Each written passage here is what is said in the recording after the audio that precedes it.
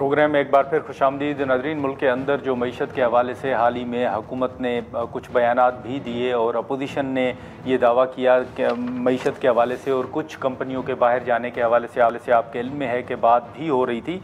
और अब जो सैलाब के बाद की सूरत हाल है और एक डेवलपमेंट ये है कि 25 सितंबर को 2 हफ्ते के लिए जो IMF की टीम है वो भी पाकिस्तान का दौरा करेगी और इसी के साथ साथ पाकिस्तान की जानिब से जो एक टीम है उसको भी जो सैलाब मुतासरीन हैं उनको रिलीफ देने के हवाले से IMF से रब्ते के हवाले से एक हिदायत भी की गई है। इसी पर हम गुफ्तगू करते हैं। डॉक्टर खाकान नजीब साहब हमारे साथ मौजूद हैं। खाकान साहब बहुत शुक्रिया वक्त निकालने का। पहले तो अब ये सैलाब की सूरत हाल के बाद जो एक मईशत के हवाले से और मुल्क में एक नए चैलेंजेस का एक जिक्र हो रहा है, आप किस तरह सर सूरत हाल को देख रहे हैं? कौन से चैलेंजेस नए जो हैं वो उभर कर सामने आ सकते हैं?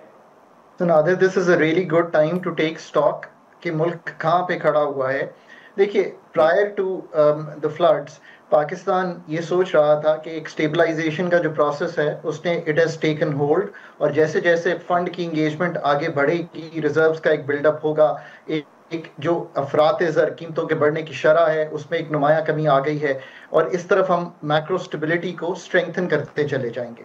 बट मैंने हमेशा कहा था कि पाकिस्तान को ये जो पिछले 10, 12, 15 माह हैं जब से ये फंड का प्रोग्राम है, ये एक नादिर मौका था कि पाकिस्तान के जो फंडामेंटल पॉइंट्स हैं उनको ठीक कर लिया जाए। अगर आप फ्लड्स की सिचुएशन देखें तो ऑब्वियसली अब इम्पैक्ट तो आएगा ही आएगा। अगर आप पुराने फ्लड्स में देखें तो 2022 में आप 30 अरब डॉलर का एक, जिसमें इकोनॉमिक लॉस भी है, इंफ्रास्ट्रक्चर लॉस भी है, उसको मिलाकर दे चुके थे। सो हमें तो बड़ा केयरफुल होना चाहिए था पिछले 2, 2.5, 3 साल में कि हम वो बांध लेते। ये एक मुहावरतन यूज कर रहा हूँ, जिसका मतलब ये था कि वाटर मैनेजमेंट को ठीक कर लेते, जिसका मतलब वाटर रिजर्वायर सिर्फ बनाना नहीं है बट एक मच डीपर थिंकिंग है कि स्टोरेजेस कैसे बनती हैं, रेनफॉल जब आती है तो रिवर बेड्स कैसे इस चीज को यूज करते हैं, कल्टीवेशन की टाइमिंग क्या होते हैं, ग्लेशियर मेल्टिंग जो हो रही है उसका इम्पैक्ट क्या, I mean a very very deep analysis.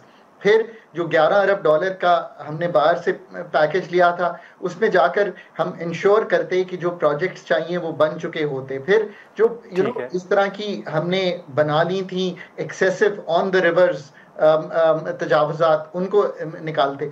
मेरा कहने का मतलब ये है कि ये एक एरिया है। इसी तरह एग्रीकल्चर में, जस्ट टू फिनिश, हम जो प्रोडक्टिविटी है एग्रीकल्चर की, जो रेजिलियंस है एग्रीकल्चर की, जो क्रॉपिंग पैटर्न्स हैं, उनको देख लेते। देखिए, ये IMF आपको एक वक्त और स्पेस देता है जिसमें आप जाकर जो फंडामेंटल टास्क हैं उनको करते हैं। बार बार 24वीं बार IMF के दर पे खड़े हैं ना, तो ये मौका जो है इसको हमें फिर भी अभी हासिल है। कॉटन की इंपोर्ट, अगर कॉटन वाकई 5 मिलियन टन से नीचे फॉल कर जाती है तो 3 अरब डॉलर की तो इंपोर्ट की जरूरत पड़ेगी।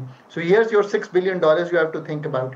अगर क्रॉप्स स्लो हो जाती हैं, जस्ट आखिरी 2 पॉइंट, तो फिर क्या होगा? तो आपका जो ओवरऑल GDP ग्रोथ है, यानी कि जो शरह नमू है, जिस तरह इकोनॉमी ने ग्रो करना है, अगर वो कम हो जाती है, याद रखिए कि जो लार्ज स्केल मैन्युफैक्चरिंग है जो पिछले साल थोड़ी सी नेगेटिव रही थी, 7% ओवरऑल, अगर वो इसी तरह कंटिन्यू करती है, बिकॉज हम अफरात ज़र की वजह से अपना पॉलिसी रेट जो है वो 11% से नीचे नहीं ला सकते। अब इन चीज़ों को मैनेज भी किया जा सकता है, ऐसा भी नहीं है कि नहीं मैनेज किया जा सकता। नाज़रीन, यहाँ पर एक मुख्तसर सा ब्रेक लेते हैं और ब्रेक के बाद गुफ्तगू को आगे बढ़ाते हैं।